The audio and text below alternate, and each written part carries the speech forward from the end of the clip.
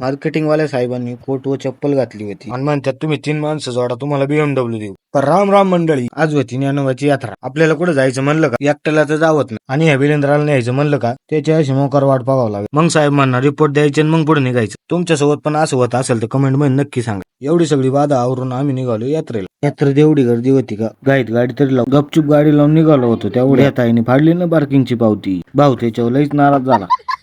तिथं बाहुली अशी लटकावली होती जशी मला वाटलं माणुसकीची भिंतच काय. आम्ही एवढ्या चुकीच्या टायमात गेलतो का. तिथं फार पाय ठेवायला जागा नव्हती. म्हणलं आलोय तर माऊलींचं दर्शन तर घेऊ. इथे ना देणगी गोळा करायला बसली होती, कारण मंदिराचं काम अजून बाकी इथे फार शिव आळंदीच्या मंदिरासारखं. कारण मला एक कळत नाही डेकोरेशन मध्ये बाप्पांना असं वरती का ठेवत. दर्शन घेतलं आणि तिथला प्रसाद घ्या नाही ना मस्त होत.